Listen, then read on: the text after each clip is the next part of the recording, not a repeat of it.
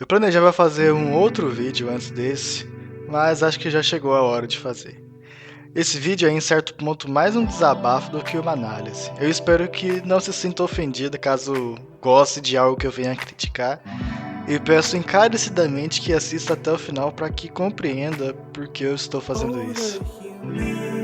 Suponhamos que você seja parte da liderança da sua igreja local. O que você faz para atrair jovens para a igreja? Traz um tema relevante aos jovens? Faz uma balada? Faz comida? Ou faz uma versão gospel da cultura pop que os jovens gostam? Por que tem que ser assim? Os cristãos não conseguem produzir algo novo? Em primeiro lugar, se usarmos o mundo para atrair os que são do mundo, achamos mesmo que eles vão querer ficar quando dissermos que precisam tirar o mundo deles? A que Deus servimos? Um Deus que pegou coisas prontas e colocou sua assinatura? Ou que criou o universo com grande variedade e beleza, sendo chamado Criador dos céus e da terra? Então eu trago o seguinte questionamento: como é a arte cristã atual? Eu tenho algumas experiências com filmes cristãos. Não vou dizer que já assisti todos, claro que não, mas já assisti A Virada, Desafiando os Gigantes, A Prova de Fogo, um clássico gospel, Megiddo, Deus Não Está Morto, Até o Último Homem, A Árvore da Vida, Paulo Apóstolo de Cristo, Quarto de Guerra, e quero destacar a questão desses dois primeiros. Ok, a respeito desses filmes, inicialmente eu tinha escrito que eles são quase iguais, porque estruturalmente eles são um tanto semelhantes. O protagonista passa por problemas no trabalho. Diz que ele venderia por 8. Eu disse que ele ia enrolar o pastor. Senhor, peço que trate Jay do jeito que ele me tratou hoje.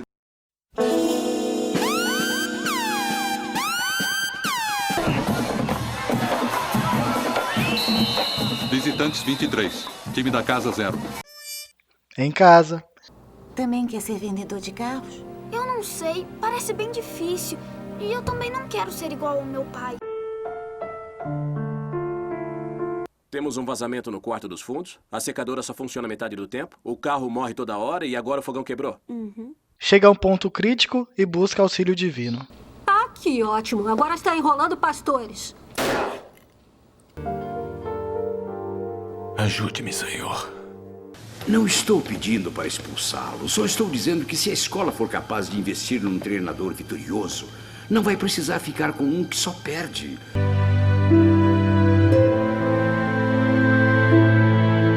As coisas começam a mudar e tudo se resolve com um bônus. Como vai, fé? Ah, você é a cara da sua mãe.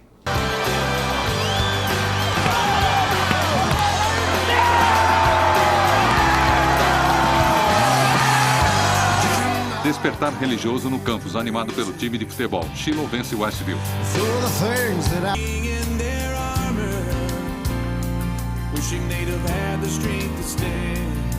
Apesar disso ser verdade, não é justo não mencionar que o primeiro era um projeto pequeno, que inicialmente nem iria para o cinema da cidade em que foi filmado. Mas com o sucesso dele, veio o Desafiando os Gigantes, e a diferença de qualidade é notória. Teologia do filme tanto que oscila. Às vezes diz coisas muito boas, mas ambos podem fazer parecer que ser crente é como comprar produtos Tabajara, que resolvem todos os seus problemas terrenos e você vive feliz e saudável. Mas sabemos que enquanto certos problemas terminam, outros começam na busca por santidade e viver em integridade. A semelhança de estrutura de enredo deve ser por esses filmes e outros terem sido produzidos pelo mesmo pastor batista, Alex Kendrick, que faz de tudo nos filmes. E não me entendam mal, não estou dizendo que os Kendrick são ruins, ou que esse tipo de história não pode ser contada. Mas quantas histórias desse naipe já não vimos? So I want to minister to people. I want to show them movies where they can identify with the characters on the screen, where they can relate to the problems, and then show them hope, give them encouragement. And yes, I want to entertain them, but more than that, I want to minister to them. And so far, the Lord has allowed us to do that. A Prova de Fogo. Não sem motivo, um dos melhores filmes gospel da prateleira. Trata a questão do casamento em crise, mitigado por vícios, desentendimentos e falta de amor verdadeiro, a atitude. A transformação do protagonista é muito mais convincente e realista, apesar de achar que o problema particular de Caleb foi resolvido rápido demais. Mas quem sou eu para limitar o agir de Deus, não é mesmo? Quem sou eu? Who am I? Nos comentários de um dos vídeos de Josh Keefe, que você precisa assistir, o vídeo está totalmente legendado em português, link na descrição. Sean Paul Murphy, que diz ter feito parte da produção de filmes da PureFlix, um estúdio de filmes cristãos, disse o seguinte: hoje em dia, contudo, a audiência recompensa filmes que guerreiam a guerra cultural por eles. É mais fácil gerar raiva do que compaixão. Eu não tenho interesse por isso. E é isso que acontece em Deus Não Está Morto. O filme tem o compromisso de retratar pessoas que não creem em Jesus Cristo como totalmente insensíveis, egocêntricas e soberbas. I have some news. Me too. Okay, but me first. I have cancer. This couldn't wait until tomorrow. Todos nós sabemos por experiência que esse não é o caso sempre, e muitas vezes, crentes no nosso meio agem dessa forma. Qual a vantagem de assistir um filme que é basicamente um sermão de 1h30, em vez de assistir um sermão direto ao ponto, sem historinha com personagens rasos e praticamente irreais? Como você reagiria se fosse ateu? Um amigo cristão seu te chama para assistir o filme e os personagens que representam sua visão são retratados dessa forma. I thought you loved me. I do. But you're changing our agreement. Se não ficasse revoltado, acharia no mínimo engraçado. O filme reforça a noção de nós versus eles. O que fazemos com eles? Atacamos? Ou pregamos o evangelho depois de dar razão de nossa esperança? Isso tudo, claro, sem contar que o filme trata a sétima arte meramente como um meio de comunicar o evangelho de forma totalmente direta. A Árvore da Vida, um filme que também é evidentemente cristão, não se limita a transmitir linha por linha de um sermão. A arte ali, a visão do autor, o diretor, é escancarada acima das atuações do elenco de peso, que é suprimida propositalmente para que o espectador se concentre na mensagem que o diretor quer passar. As metáforas visuais, fotografia, elementos únicos do cinema que normalmente os filmes cristãos quase não utilizam. O que exatamente Deus Não Está Morto mudaria se em vez de filme fosse uma peça teatral, além da presença física dos atores? Qual o efeito do trabalho de câmeras que um filme pode produzir? Esse filme basicamente cria um espantalho que chama de ateu e enche de flechas. Não achamos ruim quando descrentes ridicularizam crentes como uma coisa só, querendo ensinar quem é Jesus e o que é amar?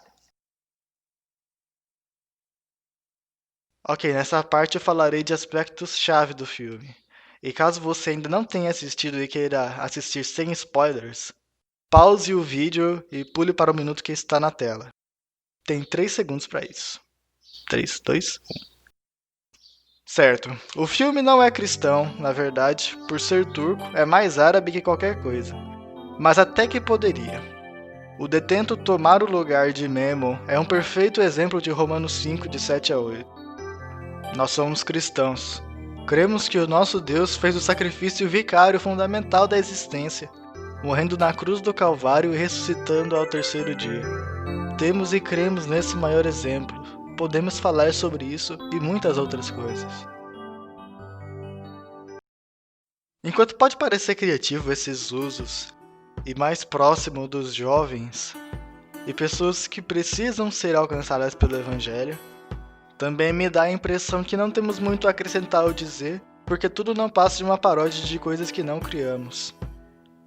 E isso está em tudo, desde camisetas até tatuagens.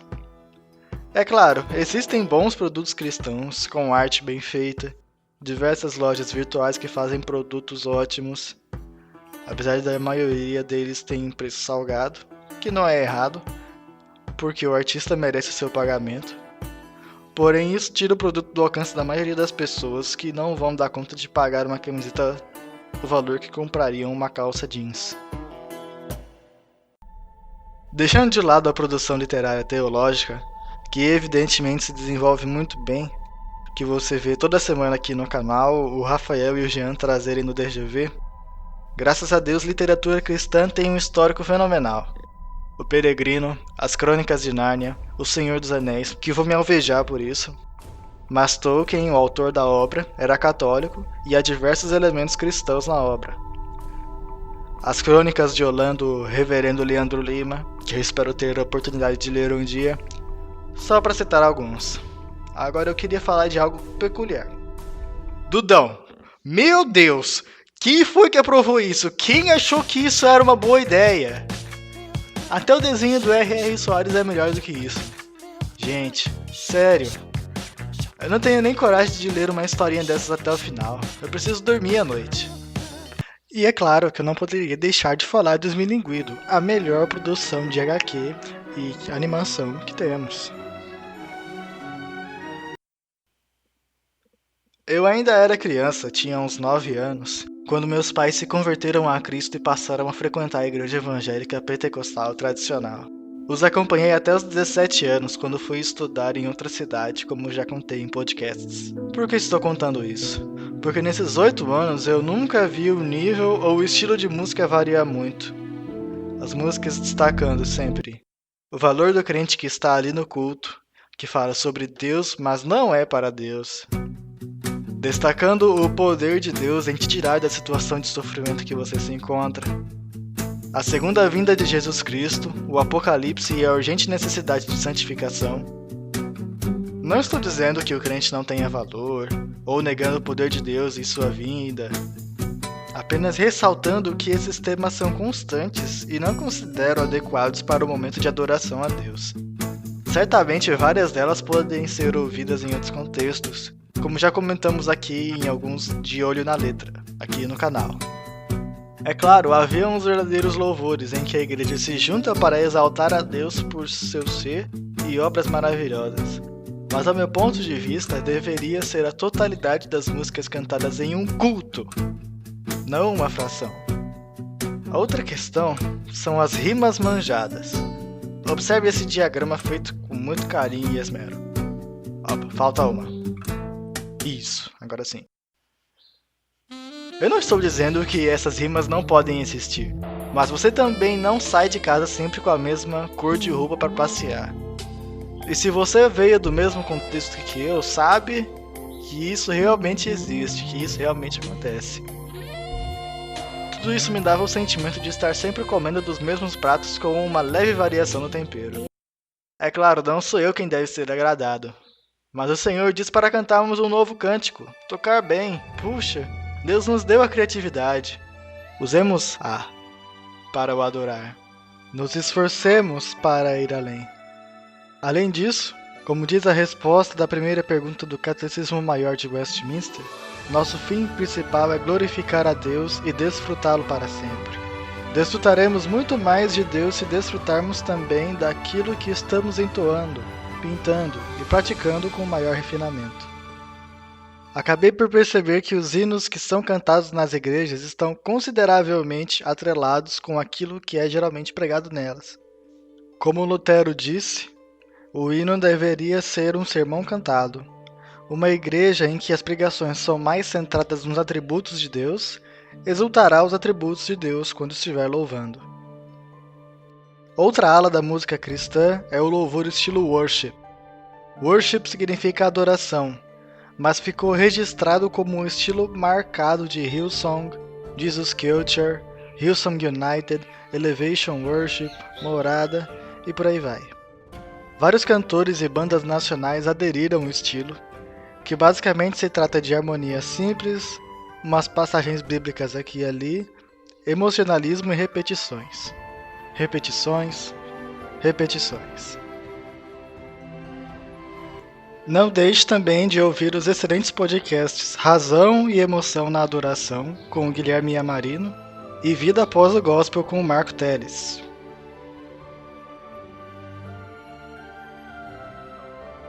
Eu amo os nossos artistas. Eles acreditam no chamado de Deus para a área em questão e buscam produzir arte que o adore. Eu reconheço isso, mas muitas vezes precisamos de uma reflexão do caminho que está sendo tomado. Precisamos de obras que revelem a beleza do Evangelho. Jesus comparou o reino de Deus com uma grande árvore onde os pássaros de todos os lugares vêm fazer seus ninhos. O quão belo é isso! Precisamos mostrar que temos algo a dizer sobre o mundo e que o que cremos não só faz sentido, como é a realidade. Assim como existem diferentes maneiras de retratar uma cena de luta, mesmo dentro do mesmo tipo, podemos cantar, pintar a respeito do Evangelho, a respeito de Cristo, sem cairmos em heresias. Já existem músicas que entoam a beleza do Senhor na criação, e você pode encontrá-las. Basta sair um pouco do clichê e os encontrará cantando letras bíblicas e belas melodias. Oh, profundidade da riqueza, tanto da sabedoria como do conhecimento de Deus. Meu anseio é ler diferentes gêneros literários contando a vida cristã. Nárnia é um mundo medieval fantástico que Lewis fez para contar o do Evangelho. Por que não fazer um mundo cyberpunk, steampunk ou um gênero totalmente novo? A Bíblia fala como o homem de hoje tanto quanto falava com o homem milhares de anos atrás. O que impediria de falar com quem vive em um mundo cyberpunk? Se você conhece alguma obra cristã cyberpunk, por favor me fale. Menos paródia pop, mais inspiração bíblica.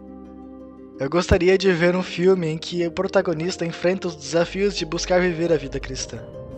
Enfrentar sua carne, perder e ganhar lutas, como nós mesmos enfrentamos diariamente, com um bom uso de fotografia, cenário e iluminação. Ou quem sabe o personagem não seja cristão, mas o filme gire em torno de valores cristãos, como trazemos exemplos no DG Pop. Mais uma vez, não é o intuito simplesmente escrachar a arte cristã. Muito pelo contrário.